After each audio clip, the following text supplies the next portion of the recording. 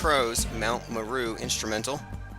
I put a link to the track in the live stream notifications and in the chat below. I'm going to go over a number of things really fast here. We have about an hour, and the audio stream is not going to be carrying because the laptop is not cooperating because a gremlin likely chewed through the wires.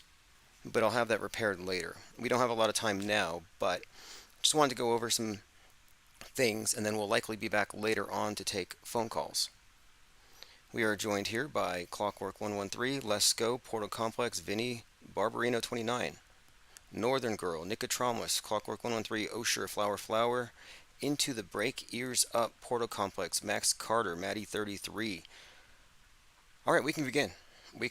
Let's go ahead and just jump into the main topics of the day. And I've been using minds.com/Infinite Plane Society to take my notes. It's basically everything we talk about, every note, every clue, every puzzle piece in its raw form gets thrown onto Minds. And I use this as my reference most of the time here. A couple of big things in the news today. Kanye West is breaking the internet the way Kim Kardashian did. He exposed his buttocks to tourists in Italy. And a lot of people are noticing that this is giving a kind of a bad name to Americans, and they're taking this as an example of why we can't have nice things. And then you look here, and then Kim Kardashian broke the internet with her butt, December of 2014. The response was immediate and overwhelming, reaching a fever pitch when she tweeted the quote, "butt cover." So there you have it. I'm just wondering, is he going to break the internet in the same way? Don't know. That's the big news of the day. That's like the biggest and most relevant story to all of our interests. I watched the rest of Oppenheimer, and this is intriguing. Okay, so we have already made the correlations between Oppenheimer, the bomb tests, 1946, the Babylon working, and the advent of the blonde bombshell, or the bikini bombshell, and how that ties into Bikini Island and bomb tests. All of this correlates with the goddess Babylon, a bombshell, Babylon and the beast being Jack Parsons, who incidentally was blown up by a bomb. That's how he died, which is all euphemism.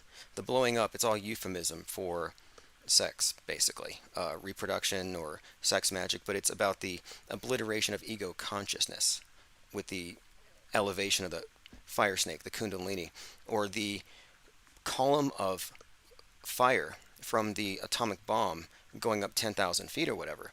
And interestingly, one of the first things that I noticed is throughout the movie, and this was actually pointed out by Violet who had watched it, they keep pointing out this 33-pound bowl of marbles. The film's director, Christopher Nolan, was there too, in a recurring scene meant to symbolize the inching along of the scientist's efforts. Oppenheimer fills an empty glass bowl with marbles. First, one at a time, then handfuls. The marbles represent the amount of uranium that has been successfully mined and refined to power the nuclear reaction.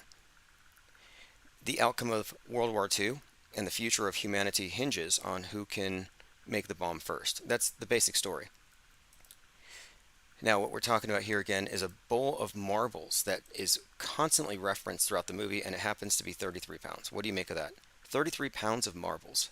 Just another coincidence or another indicator that we're looking at symbolism, that we're looking at allegory.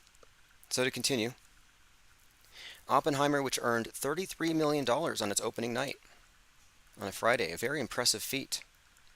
It's a win for the director Christopher Nolan, surpassing many of his previous hits like Inception, which brought in $22 million, and Dunkirk 20, though it didn't reach opening day's numbers as Dark Knight and Dark Knight Rises. Now, a couple of other things. I was just going through the Trinity site test and how it's 33rd degree parallel, which likely ties into this. The coordinates are definitely a factor. And then there's this. I thought this was interesting. They had a tower, which was like an obelisk that blows up. And the way they gathered around it, it wasn't dissimilar from a rocket launch. And I'm thinking maybe it's the same symbol. Like, think of the Space Needle. You have the vertical column and then the 42-meter wide UFO saucer at the top. Or look at the UFO. The first UFO sighting was 1946. You have the saucer and the beam. And then look at the nuke mushroom cloud. It's like the same shape, and I think it may mean the same thing symbolically. Now, interestingly, they had a term, a euphemism for the bomb. They called it gadget. And they gave the laboratory's weapons physics division a name, G Division. See, G Division sounds very Masony, if you ask me. The main point I wanted to bring up here is the 113s, the 33s, all these very conspicuous numbers. Or rather, this is the other one too. If you look at Oppenheimer's vest, he has a K6 on it, which is a 116. The film, 11 miles long, 600 pounds. The number coding all over this movie was one of the things that stood out to me. A Trinity Site obelisk. So, of course, you have to have an obelisk at the 33rd degree. Again, obelisk, what does that mean? It's the symbol of their Earth god. Oppenheimer was released on July 21st, 2023 by Universal. It will be released in various film formats, including IMAX and 133 prints. 113, excuse me. This again, we're looking at the Manhattan Project and Oppenheimer, and just some of the stuff stood out to me like this. Talking about the gadget, well, there's this thing called the Demon Core, a subcritical mass of plutonium manufactured during World War II by the United States nuclear weapon development effort, the Manhattan Project. A fissile core for an early atomic bomb. They called it the Demon Core. What is that? And again, I'm connecting this with the Babylon working, where they were invoking or summoning a demon for all intents and purposes. Now, to get back to this thing though, with Babylon and the Beast, Oppenheimer and Barbie, and the color pink, this is where it gets interesting, because in Maui right now, again, just to reiterate, the nuclear testing at Bikini Island, bombshells, that's where the name bikini came from, and it all refers to bombshells, women in bikinis or whatever. The advent of the bombshell and the advent of the nuclear bomb are simultaneous. And I think when we saw the Barbie movie and what it represents, it's not just white feminism. It actually represents the iconoclasm, the destruction of the traditional versions of the goddess, and they're replacing it with the Whore of Babylon. That's why I called Barbie the Whore of Babylon and had 3 of my YouTube channels taken down. But these are not coincidental connections. And this is what gets even more interesting.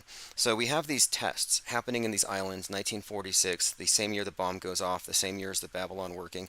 And this connects the islands, the Hawaii Islands. It connects the Pacific Islands all to the nukes, the nuclear bomb tests. So we have this definitive connection. So now let's look at Maui. Material to be applied in Maui's burn zone to stop contaminated runoff. The biodegradable, non-toxic material will be applied to stop the soil from running, and it's pink. So everywhere that Maui burned is being turned pink. Cannot be a coincidence. Material to be applied in Maui burn zone to stop contaminated runoff. It's biodegradable, non-toxic, but it's pink. It will stop toxic substances in the burn area from running into the ocean. So Maui turning pink, again, I'm suggesting that this is definitely a Barbieheimer correlation. Now, they didn't nuke Maui. They used direct energy weapons, they used climate change, whatever they say, but it's the same essential ritual. Speaking of rituals, this may be one. I hope it's a ritual, and I hope he's not actually suffering in any way, but Mitch McConnell went blank. Senate Majority Leader Mitch McConnell appeared to freeze again on Wednesday, this time during a gaggle with reporters in Covington, Kentucky, stopping for, quote, more than 30 seconds. Now, when they say more than 30 seconds, it's code for 33. And I checked the video. You can count it yourself, do a countdown. Running for re-election in 2026. That's Okay, it's 6 seconds in, and Mitch freezes. Now, this isn't the first time that he froze. But I'm looking, and here we're at 14 seconds. He's still frozen. He's not talking. He looks like he's closing his mouth on purpose, like he's withholding any kind of statement. I don't know if this is some kind of an episode. I'm gonna head outside, so come with us. Okay. Okay, there we go. So finally, after about 33 seconds or so, he begins to regain his sense of self. Now, check this out though. The Kentucky Republican froze in July at the Capitol Hill, going silent for 19 seconds before being escorted away. So I'm just pointing out here that you have 19 seconds, 33 seconds. Is there anything significant in 1933 that they might be signaling?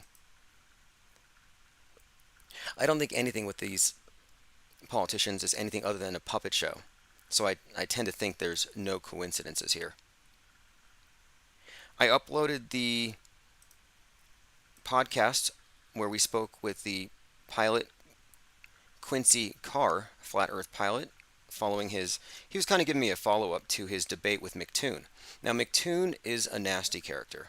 Now, it's actually MC Toon, but that sounds too cool for him. McToon kind of makes me think McDonald's, like Ronald McDonald the clown, because the very clownish McToon is intellectually dishonest. And I knew when I was sending Quincy Carr over to debate McToon that it was going to be rough. Because these people are just not honest, and you have hundreds of people in the chat just flinging vitriol. But, he definitely stood his ground. But he let me know that after that debate, one of McToon's followers, subscribers, or maybe he himself, called the FAA and tried to have Quincy Carr's flight instructor license taken away. The FAA said, "Oh, we don't care about your subjective opinions of the shape of the Earth, so long as you teach out of the manual." So the FAA actually confronted Quincy over it.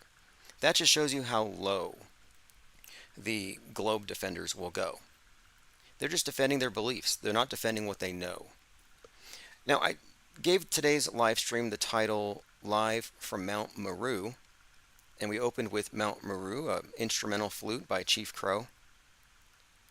And I chose this song for today because the production company that's going to be here on the 4th for the first IPS headquarters meetup, they're doing a documentary. And they asked me where we should film, and I said, why don't we go up to the Sandia Peak? So if you're in Albuquerque, if you're in New Mexico, if you can be here on the 4th, and you want to go up to the top of the Sandia Peak via the tram, I highly recommend just making the trip if you want to be a part of this documentary. It's not a hit piece. It's not behind the curve. It's not for Netflix. I've spoken with the production company, the crew. They've asked me some very deep questions, like they really want to know. This isn't some kind of a misrepresentation. But I said, why don't we go to the top of the Sandia Mountains there, where we have the vantage point to see as far as the eyes can see that there is no visible curve. Because the main assertion we're making, and the P900 really brought this out, is that we were all basing our beliefs on an assumption, an optical illusion. And when you subtract that optical illusion, you no longer have visual confirmation, physical eyeball confirmation that the Earth is curved. Once you see that, you have to accept now that any concept of a ball Earth is coming through a screen. It's not direct perception. It's a belief. It's not knowledge. And moreover, the higher the altitude you go, it's going to probably lay to rest a few other misconceptions. Like, for example, boats go over the horizon. Well, last time I went up there, I looked down and I thought, if that was the beach and that was where the boat was going, it would be over the curve there, but there's still Earth going way far back into the distance. So to me, it's an observation, and it's an observational point, Mount Meru. The other place we may go if we have time is mini Antarctica in the zoo. And I explained to them why we have a mascot, why we needed the penguin, specifically Fepe, the iconic, absurd-looking penguin, because he's based on a frog, if you want to know the truth. But why we chose the penguin, what it represents, what the raft represents, what the conspiring or the deep diving, what the fringe, the edge, the barren landscape, how all of this is just a description, a metaphor for the media ecosystem for those of us who don't believe the lies. It's very barren. And what we do is we form a raft to remain afloat on the sea of irrelevance, the sea of mis, dis, and malinformation. And when penguins gather on the water in a group, it's called a raft. And something else, too. The Auto Hoaxology 101 textbooks, it's going to be here. So if you ordered it, I'm going to send it, but it has to be in the movie first. So it's going to be sent out Monday night or Tuesday morning. But that's going to be here for them to see because, and I'm going to explain it, this is a flotation device on this, again, Huxley's Sea of Irrelevance. All right, let me catch up on comments. We had a number of others jump in here. I don't want to miss anything. Jennifer Reeves, Hillman Avenger says, beaming sunshine over the silvery sea to Tim and the Penguinati. Joined by We. Lando Rock, thank you for joining. Cubstar says, Joe Biden is 46. JB, Jacob and Boaz. Oh yes, J and B are the Masonic pillars. Obelisks and mushroom blasts. Yeah, I also think it's the same with Jeff Bezos, Justin Bieber. And this is one of the reasons why I thought it was plausible that Justin Bieber is the Weeknd in a mask. Because the J and the, it's the duality, the black and the white. And the Weeknd's name is Abel, like Cain and Abel. I thought there was some kind of symbolism with the J and the B from the very beginning. All right, let's see. Continuing, joined by Shannon Jones, Exalt. Yurt Mama says, thank God, glad to be listening. Adaptevia is the only one here from Twitch. Cubstar says, Nazis took over in 33. Yeah, that could be it. It's also the year the Turner Diaries' author was born, 9/11, 1933. Exalt says, today I found the only lady at work wearing a mask believes the globe and the recent Indian space South Pole landing. No surprise there. Yeah, this is fascinating to me, is the way that you can look at somebody wearing a mask and automatically know what they think. And it's because it's a religious garment. Like if you see somebody wearing a nun's habit or a crucifix, like you can kind of get, or a yarmulke, you know what they think on some level. You know their frame of reference. And if they're wearing the mask, their frame of reference is that mainstream media television screen. Their nose is just right up against it, and that is their primary sensory apparatus. I mean, you have five senses, a sixth if you're intuitive, but their screen is the primary sense, and that's how it's supposed to be. And many of these individuals, like the ones with the mask, okay, so they're paranoid about the virus. They don't even care that they're vaxxed. They still think they can catch it. Well, that paranoia was inculcated into them, I believe, to make the transition into fear of mind viruses that much easier to implement, because they have correlated mind viruses with viruses, and it was always the agenda that this was ultimately about censorship. COVID-19 was always about censorship. When I saw the masks in Wuhan, I thought, you know what, that's got to be a symbol for censorship, shutting the mouth. And why? Well, because you don't want to hurt people with your mind viruses, just like you wouldn't want to hurt people with your viruses. That's the whole premise here. But how come we're not worried about catching mind viruses here at Infinite Plane Radio?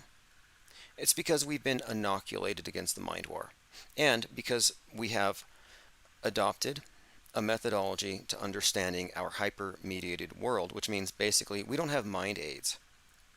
We have functioning mental immune systems. All right, let's see, continuing. AJ206 says, did you catch the clip with Roseanne Barr saying Biden is Jim Carrey in a mask? Yeah, I've seen her go full-blown Q. Roseanne is full-blown Q. She hugs General Flynn.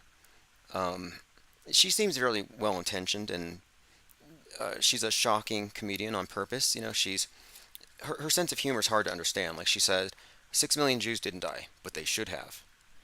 Like, is that funny? Well, it's shocking. It upsets your expectations. It fits the definition of a gallows humor type joke, sure.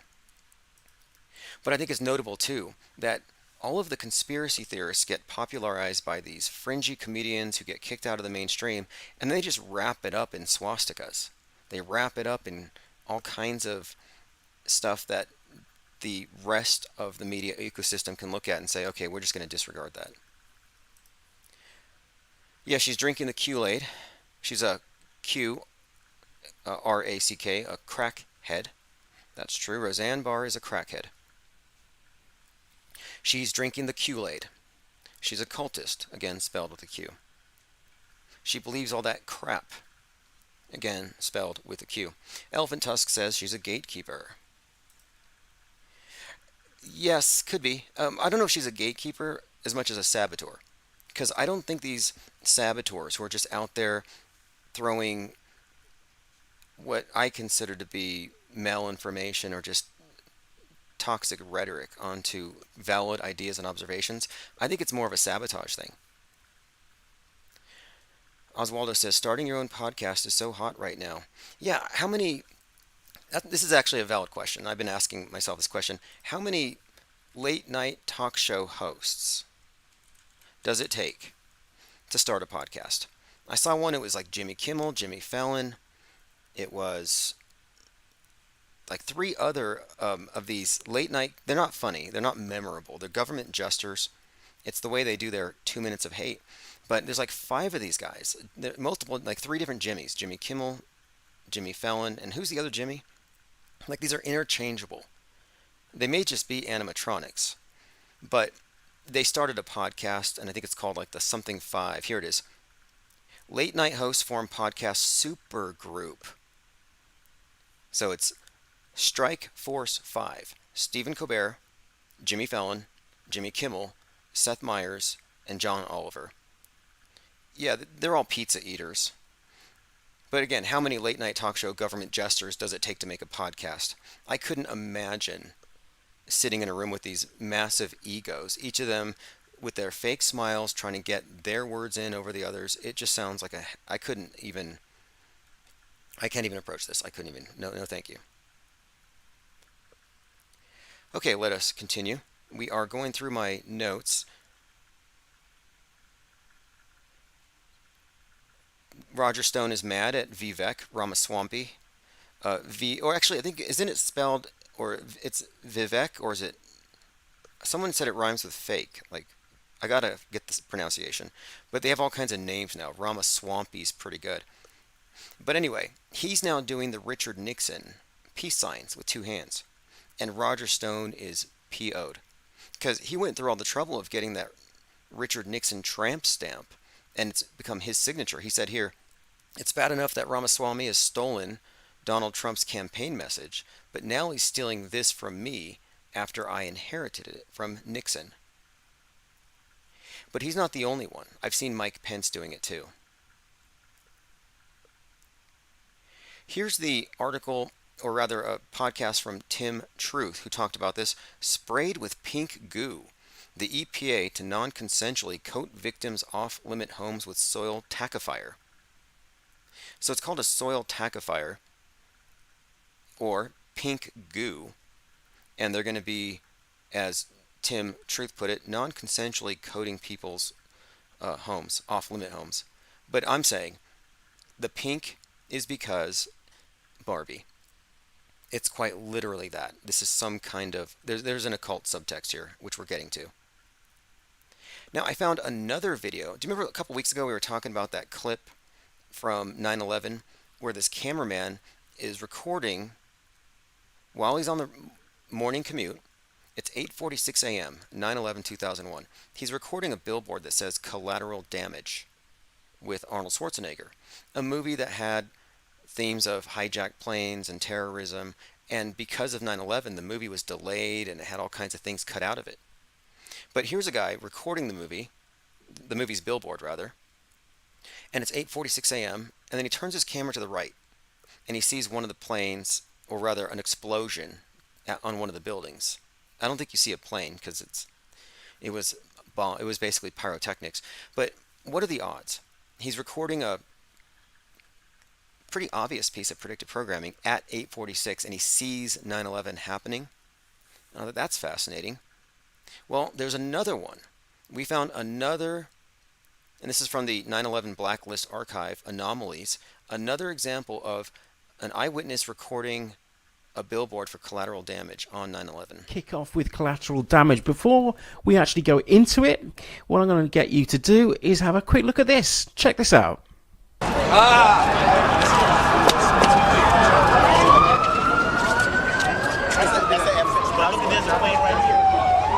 Okay, so we're looking at 9/11 happening, and there's just another billboard right there. This predictive programming thing is so intriguing. And something we got into a conversation about on Twitter today is about Donald Trump. And there are so many examples of Donald Trump being symbolically killed. Like, for example, there's this Central Park theater performance where they do Julius Caesar, but Trump is Julius, and they kill Donald Trump. I mean, this was like in 2017. But all of this predictive programming for Trump being shot is adding up to the point to where I think that this is going to be bigger than 9/11. And I don't think there's any way it doesn't happen. Like, if you do a search right now for Trump merchandise, everything you see, every type of Trump merch right now, it's all got this 4547 on it. Well, add the numbers, 9/11. And he wears the 9/11 on the side of his head. And I'm saying that this upcoming psyop, this head wound thing that we've seen, it's just so thick with predictive programming that it's going to have a huge impact. Oh, RFK Jr. makes the same sign. Look at this. Everybody's stealing Roger Stone's inherited hand sign. Turbo Nervo says Mountain Goo Barbecue Blast. Yeah, Mountain Dew ought to do a pink, like, I guess what do we call it? Barbie Dew? Cubstar says pink goo in Ghostbusters 2 was created by everybody's hate. There was a river of pink slime. Well, here's the symbolism of the pink, just to put it all together. Babylon and the beast, God and the goddess, Christ and Magdalene, blood, or wine rather, and communion wafer, the white and the red, the God and the goddess. What happens with the mixture of the white and the red? You get pink. Well, in the chalice, the Holy Grail in the hands of the Whore of Babylon on the tarot card designed by Aleister Crowley, inside of that Holy Grail, which is all symbolic, if you really want to dig into it, it's not hard to figure out what that means. The cup is the heart, is the womb. Inside of the Holy Grail is the elixir, they call it, but it's basically the mixture of the god and goddess, and it's just symbolized by the color pink, because red and white. So pink has to do with Babylon and the beast and their coupling. And now it's all over that island. All right, let's continue here. We're going through, this is interesting here. Tucker Carlson lit like a jack-o'-lantern. And I was wondering about this. What's going to happen to Tucker when he no longer has that Fox News production company, that production value? And does anybody here think that Tucker is rogue? Or that Tucker is street? That he's one of us? Oh yeah, he's one of us. He's against the elite media. He asks questions about 9/11 and JFK's assassination and UFOs. I just think that he's one of the most obvious examples of an elitist pretending to be a populist. But here he is talking about how they're going to start World War III. Now, he says it's going to be a hot war. Some people are worried about World War III. Others are worried about civil war. What's the difference? View of it. I think the lies are unsustainable. Lying is always unsustainable. You're always found out in the end, whether in your lifetime or posthumously. But lies are always revealed by their nature. And these lies are so big. And no, that's just not true. We'll just skip on over that. No, most lies are inherited, memorized, and they become dogma. What do you mean lies reveal themselves? That never happens. Elephant Tusk says the true history of Babylon, Egyptian Empire, is very different from what it's portrayed as. They have psyoped everyone to believe Babylon is an evil place, just like they demonize USA for its freedoms. Oh yeah, look at the Cathedral of St. John the Divine in New York, where it has Revelation with New York as Babylon, and it's getting judged. And America is Babylon in a few contexts. I've been referencing the number 1776 on the Masonic calendar. So if you want to know what the Masonic calendar is, it's the year of light, when creation began. They actually start their calendars from that date. And on their calendar, the year 1776 is when the Tower of Babel's construction began. Nimrod was its builder. Well, in 1776 AD, America's construction begins. And it gets even more interesting, because to arrive at the year of light, to arrive at the Masonic year, you add 4,000. So add 4,000 to 1776. Like, what was the Masonic year, the AL, Anno Lucius, when America's construction or America's founding occurred? July 4th, 1776. At that time, it was 5776. And the height of the Great Pyramid in Giza is 5,776 inches. And I'm just saying that this correlates with the pyramid on the back of the dollar bill, which has the Roman numerals for 1776 on the bottom. So here you have a connection between the Great Pyramid, the Tower of Babel's construction, America's construction, and I think you could extrapolate from this that the pyramid on the dollar bill represents the Tower of Babel. Let us continue. Trying to catch up on all of our notes here. We're probably going to be live later to take calls. There's a new term I coined, NASAtology. I recommend you all start using it. NASAtologists aren't the most objective people, and they can be a little nasty in the way they debate because they're defending their religious system. NASAtology is just another scammy space religion. And both of them, like Scientology, NASAtology, they have the same origin. They really come from the same place. Continuing. Again, on 10/4, there's going to be a massive emergency alert system. So just a heads up. QAnoners are hoping the world ends because they're a doomsday cult. Okay, do you remember the freak out lady on the plane? How I said this was some kind of a tie-in to the new Final Destination movie because she reenacted the first scene 23 years later, and the first movie came out in 2000, and it was replete with these cryptic references to the number 23, like people die en route 23, all kinds of 23s. Well, here she is talking to TMZ about how she's laying low, because that's how you lay low. You know, if you don't want to be an internet celebrity, you talk to TMZ. And she just happens to be posing in front of the airport gate number 23. Does anyone here think this is a coincidence? New Tiffany Gomez flight video shows her telling cop, "F you, the plane's going to blow up." This is the intro scene for Final Destination 2000. Lots of 23s. Kimberly sees a sign that shows the rest stop is 23 miles away. Route 23 is repeatedly referred to throughout the movie. It's getting a 23-year reboot. So after 23 years, they're rebooting it, starting from the very beginning scene that she played out in public. She's also a marketing executive. So I'm still of the opinion that Tiffany Gomez is running a PR stunt for Final Destination in some kind of low-key way. I don't know if it's going to be revealed as such, but that is what it is. Again, the conspiracy theory documentary is going to be here on September the 4th. So if you're able to make it to New Mexico on 9/4, or if you're in Arizona on 9/3, I reached out to Dave J. I said, hey, you're the guy who got notoriety for calling out the obvious fact that Kate Perry is John Benet Ramsey. Why don't you get in the documentary and reboot that story? Hopefully he can be a grown-up about this and do the interview. Just because he thinks I'm a, what is it? I don't even want to go through the litany of things that he's accused me of being. I mean, I'm a demon. I'm a trans something reptilian Jew. I mean, this guy said all kinds of crazy things. But despite all that, I think it would be great if Dave J could get in on this documentary. I also recommended a few other individuals to contact them, and so we're trying to get as many of our people into the documentary as possible. No shills.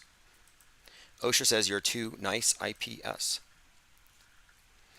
Well, it's not about being nice. It's about the fact that Dave J's theory about JonBenet Ramsey being Kate Perry is hilarious. Unintentionally, probably. Not that he'll do it. And if he doesn't do it, then why? What's the point of talking about this stuff, tweeting about it all day, and when you finally have some kind of opportunity to amplify it, you don't do it. So I'm actually doing it more or less to call him out. If Dave J doesn't do it, then he's just too cantankerous to be a real truther. He's just locked up in his bubble. But the whole point of this thing, the whole point of this documentary, from what I understand, is it's to analyze the beliefs of conspiracy theorists, how they arrive at it. And they're also very interested in people they think it's strange, making a living by talking about, quote, conspiracy theories. And this is all because of their bias, which makes them incredulous. Because what they don't realize is that the term conspiracy theory is a loaded term, and it's only applied to the political right. Nobody calls out the leftists for their conspiracy theories like critical race theory, wokeism, climate change, convid, and anything else that they're promoting. Those are all conspiracy theories.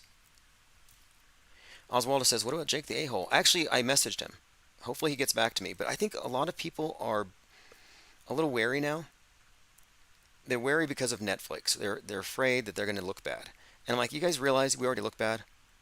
Like, I'm going into this knowing that we are already looked at as the fringe. They don't understand that the fringe is the cutting edge.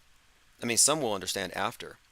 But this is a hit piece in a sense. I mean, it doesn't have to be a hit piece, but the way that it's going to be contextualized, commented on, yeah, obviously the NASAtologists are going to go wild on this thing. Elephant Tusk says they're just there to make IPS look crazy and unhinged. That might be the case. We'll see. I don't think so, though, because they asked me a few questions. Here we go. Flat Earth questions from the production team. Describe what you think the Earth looks like. Many flat earthers speak of an elite beyond Antarctica. Are you of the same opinion? If so, who is the elite? What is beyond Antarctica, in your opinion? And here are my answers. Echo says, are you going to show your face? It's a documentary, yeah. And the only reason I don't do video now is my videos were being stolen by Marcus Goldfinch, who trademarked my voice, and he was censoring my channels by claiming I stole his content, and then he would own all video of me, according to YouTube. And I actually spoke with the producer about this. I said, hey, look, one of the stories about the Infinite Plane Society is the censorship.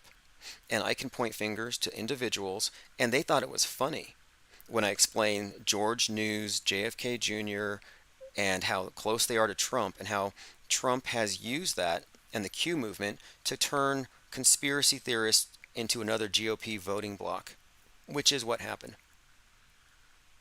But this documentary and whatever exposure is going to make it that much easier for me to go after Goldfinch. It happened in 2018. We went to the conference there with Mad Mike, and I was filming. In fact, I was recording when we got kicked out. I don't know if you know, but when we went into the conference, they kicked us out a couple of times. First thing they did was Cammie had grabbed me by the wrist, and I just, it felt grandmotherly, some lady grabs you by the arm and drags you around. I thought, okay, she's going to go introduce me to somebody. Well, she introduced me to the cop, John the cop. They're like, this is the guy you need to watch. They were convinced that my Yeti phone charger was a bomb.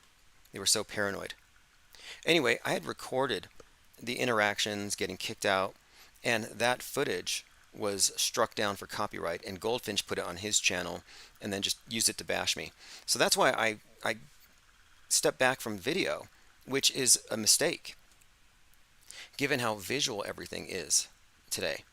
And not everybody learns through listening. Some people need to see, some people need to take notes. You have kinesthetic, auditory, different modalities, and I think you need to reach out to all of them. So for the video content, what you can expect, we have 3 different scenes. maybe four. One, we're going to be in the conference room here where I will have mind maps on the board, and we're going to be explaining some of the basic concepts. Then we will be going, and they'll be interviewing me. Then we'll go into the office, and we're going to do a live stream on 9/4 on any number of topics, but it's going to be for 1 hour. And the crew is going to be here recording me talking to you, basically, taking calls.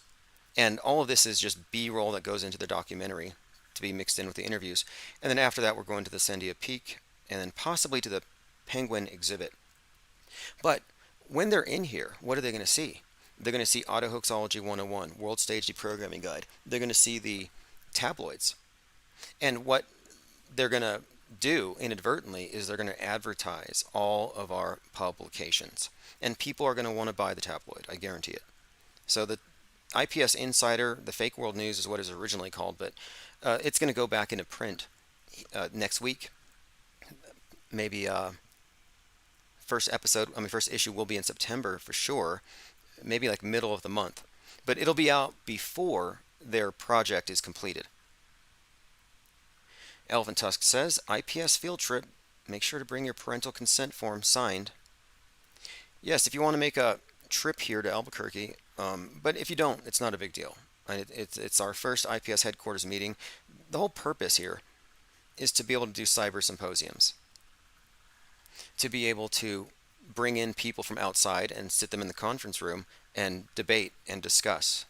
So this is actually kind of coincidental because before I was contacted by them, I had already started a video project. I said, look, the only way we're going to get this new way of approaching media out there is with a series of interviews that describe things in a way that people can understand. Because I'm just talking, people who aren't in the choir aren't going to get it.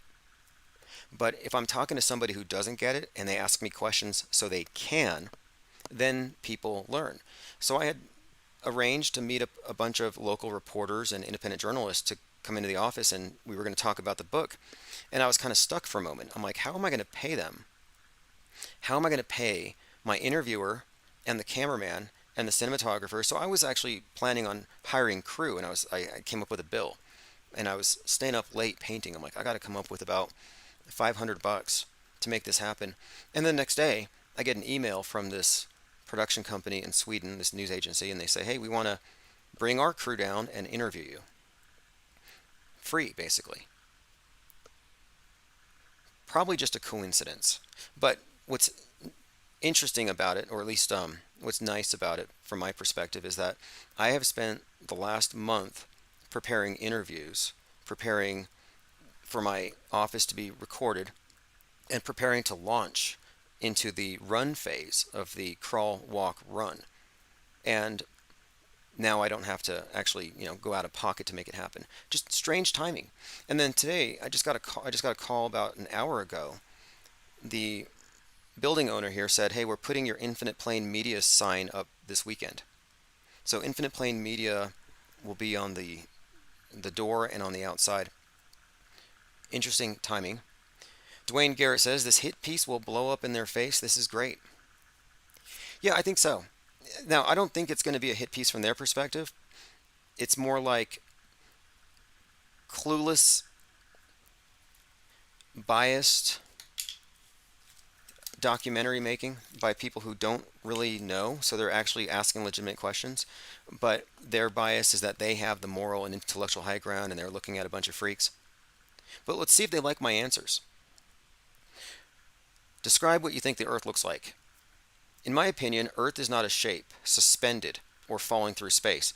If the Earth cannot be shown to have a curve, if it's flat, then the sky is above and not an atmosphere but a plane.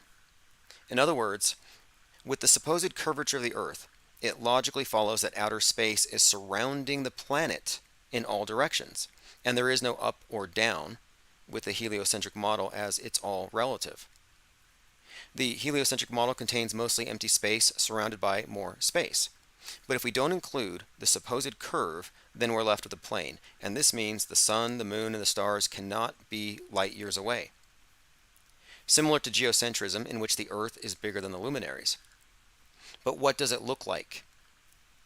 I think, and this is my opinion, that the universe comes into existence as humanity experiences it, and that it's a plane of existence that extends beyond the scope of what the terrestrial globes show. Now, that's my opinion. I can't prove it, and you could laugh at it. However, the consensus view is that the universe is expanding. And all I'm saying is that the universe is created as we experiencing it. We're making it. It is expanding. I'm just saying that the expansion is happening right here, where we are in the now. It's not light years away. The vast gulfs of space don't really exist, in my opinion. These are just more or less perimeters they give us, false explanations, to prevent people from meandering mentally. Because what they have done with the ball is they have put a 12,000-mile leash on the human imagination as far as like imagining what we're going to do next. Well, the nearest habitable planet is light years away, so we're basically just stuck here. And if you go halfway around this place, you're coming back around the other side. So we've been tethered, is what I'm suggesting, by design. Because if we are creating and living it simultaneously, or we're living it as it's created simultaneously, as I kind of suspect, if that is the case, well, and I don't want to get too metaphysical about it, but I'm just saying, it seems to me that if anything, the meaningfulness, the intrinsic meaningfulness, the synchronicities contradict the idea of a dead, static universe, and we're just these slightly upgraded apes with temporary lifespans. I don't think it works that way. Like, I don't think the universe exists till we experience it. Does it have a shape? No, therefore it doesn't have a shape. It's a plane of existence. My third eye says coincidence or maybe synchronicity. Maybe it's time for the message to spread. AJ206 says this is awesome. Oswaldo says IPS willed it into reality. I think we willed it into reality. I do think we did. We absolutely made this happen because it was going to happen regardless. Let's Go says IPS is running a master class in media blitzing. Now, when it comes to media blitzing and their reaction, it's like, you know what? It doesn't matter how bad they try to make us look because there's going to be follow-up interviews and it's going to create ripples. That's why I want to get as many voices as I can into this, and we're having a impromptu meetup here. I try to get Quincy Carr, but I believe he's in Alaska. Now, yeah, AJ206 says, don't forget to show them the documentary, the billboard. Yes, so here's what they're going to see and hear, and I'm working on it this weekend. I'm going to put posters up of the Research Flat Earth billboard, Mad Mike Hughes, of the various stages of the IPS, the different things we've been involved with, the New Yorker article.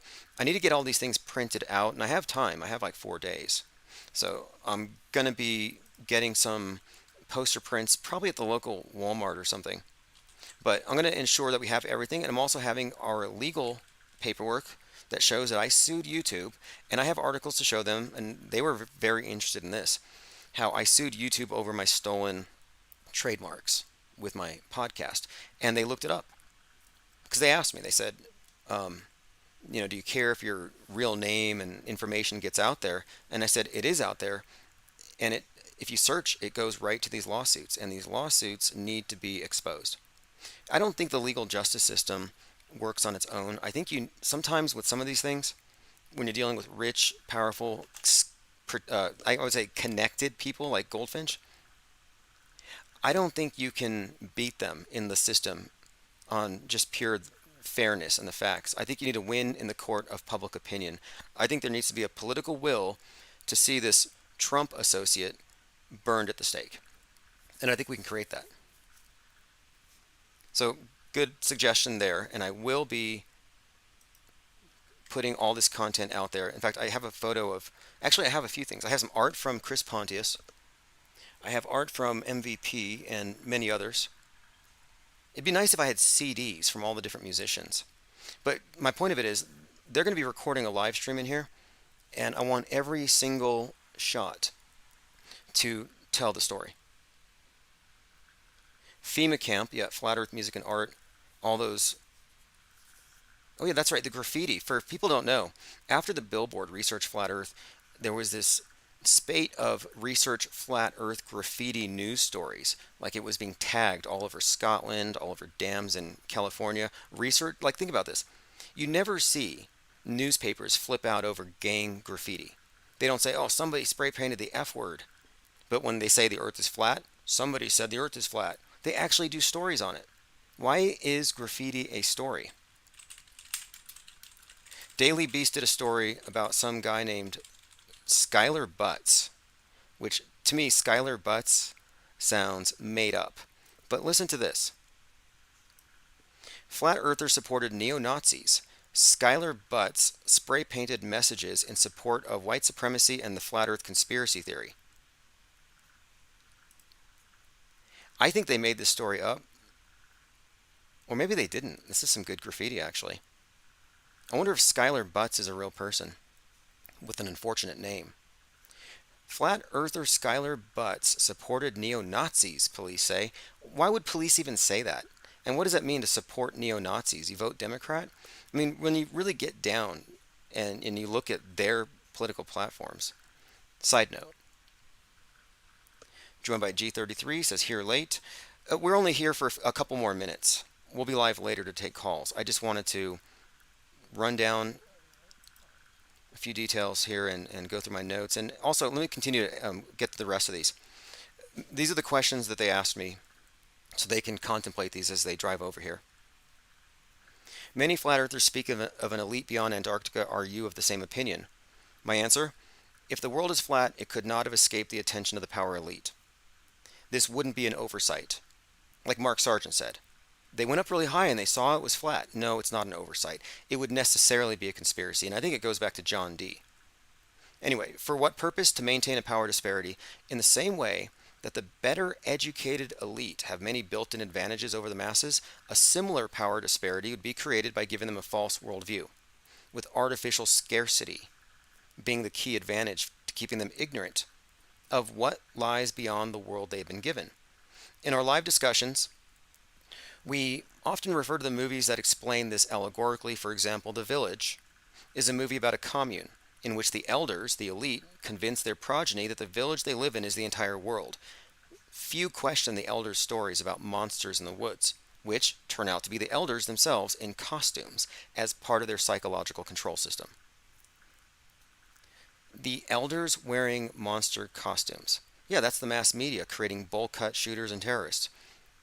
If so, who is the elite? The elite would be the elders of this world who are keeping us in quarantine from what is beyond. They wouldn't be known to us, but their regional managers would be. Our governmental systems, which in my opinion are all controlled by the same elite. The fact that we have an international space station and an Antarctic treaty, which all nations take part in, suggests that there is already a unity we don't see. I call the media monolithic for this and other reasons.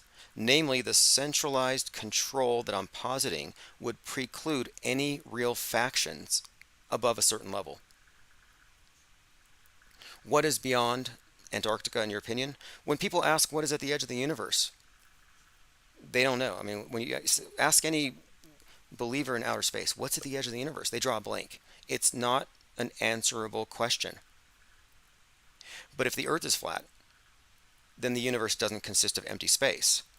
Again, meaning space does not exist below us, it's only above.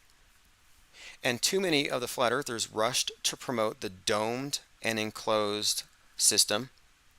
In fact, Mark Sargent popularized it as an enclosed system. And to me, it's not about shape. It's about an open or closed system, and they want you in a closed one. That's one of the main reasons for this containment, this quarantine. But it makes zero sense for a disk in space. But we just do not have enough information right now to postulate a model. And the conspirators would know this. Just like the village. The elders knew that beyond their commune, beyond the wilderness, was the 20th century. Whoever has rigged our reality knows what's behind it. It's knowers versus believers. Knowers are at the very top of the pyramid. Believers are fighting over subjective beliefs at the bottom. If the Earth is a plane, then the globe model puts humanity into a quarantine, largely by misinformation and psychological operations like moon landings. So my answer to the question, what's beyond Antarctica? I suspect we're surrounded by unplundered resources. I've often joked that Jeff Bezos started mining asteroids, but he's really going to be hauling mineral wealth from out there across the plane, not in outer space. So that's my starting point for the conversation regarding my opinion about the shape or lack thereof of the world, and they want to have a good understanding of where I'm coming from. I mentioned Quincy Carr, and they already knew of him. They've already followed McToon. They've already done their due diligence. So I think it's going to be an interesting work. Again, if it's a hit piece, don't care. It can only help our cause because they think we're the fringe, but we are the cutting fringe, the cutting edge. Synchromorpheus says, screw Dave J, and his... Yeah, you know what? Dave J is a very nasty character. You're right about that. Now, they are interested in interviewing people who are in California, Arizona, or New Mexico, but you're probably right about that. I was mostly just inviting Dave J, kind of call him out. Let's just see if he's serious. But that's going to be on Monday, and after that, the Autohoaxology 101 textbook will be shipped out. So if you're waiting for those, they're going to be featured in this documentary. And this is also another one of these coincidences. I timed the publication of the book for the end of August for the interviewers that I was hiring. And they arrived just in time for this other group. So everything seems to have fallen into place. Erica Creech says, I learned that the vice president of Kubrick's film studio wrote a book on Antarctica in 1961. Interesting. Well, I think Antarctica is just code. I think it's just symbol. The ice is a symbol for ignorance, for secrecy.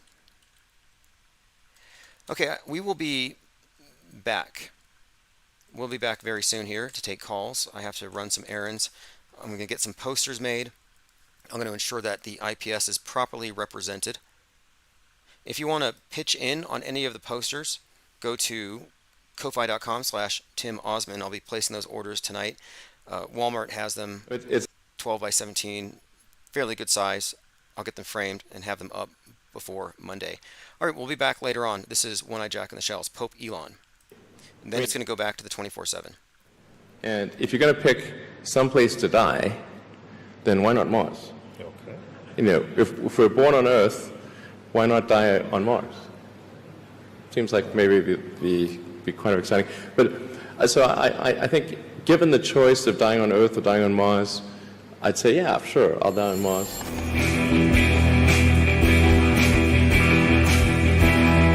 Father, hallowed be your name. Your kingdom come. Give us each our daily bread, and forgive us our sins. For we ourselves forgive everyone who is indebted to us. And lead us not into temptation.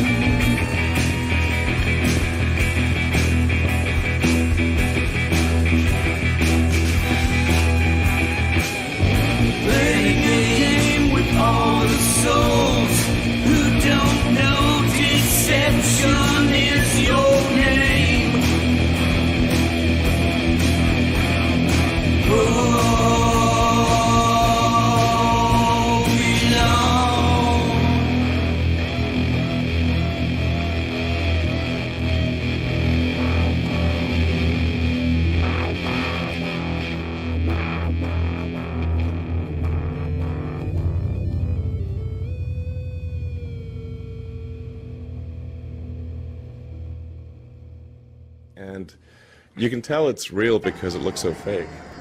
There they go.